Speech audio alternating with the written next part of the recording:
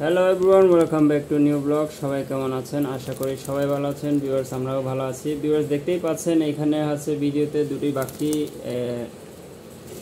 ট্রাইপডের উপরে ঝুলে রয়েছে। এই যে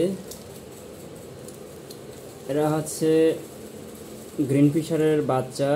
ওদেরকে হচ্ছে টেম করানো হচ্ছে, কারণ হচ্ছে আপনার সময় দিতে হয়, এইভাবে সব সময় তাদের সাথে খেলতে হয়।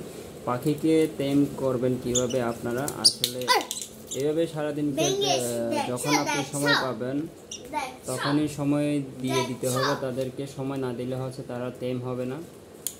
ওদের সাথে খেলতে হবে, তাদের সাথে পাশাপাশি থাকতে হবে, আর হচ্ছে তাদেরকে আপনার সাথে সাথে রাখতে হবে সব সময়। তাহলে হচ্ছে তারা হচ্ছে আপনাকে চিনবে। ওরা ভাববে আপনাকে, আপনিই হচ্ছে তাদের বাবা মা। তো সেজন্য হচ্ছে পাখিকে অনেক সময় দিতে হয়, তারপরে হচ্ছে পাখি টেম হয়। পাখি টেম করা আসলে এত সহজ না।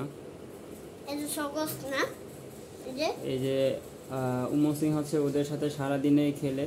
এদেরকে আমরা একদম ছোট বাচ্চা থেকে বাপ মা থেকে আলাদা করেছি, 16 দিন বাচ্চা থেকে আলাদা করেছি। এখন তাদেরকে হ্যান্ড ফিডিং করানো হয়।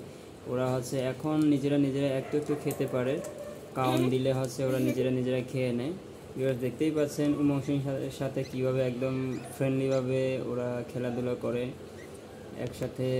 ওরা হচ্ছে সারাদিনেই খেলাধুলা করে।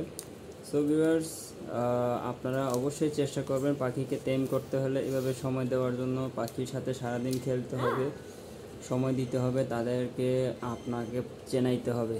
যখন আপনাকে চিনবে তখনই আপনার সাথে সে থাকার চেষ্টা করবে, না হলে আপনাকে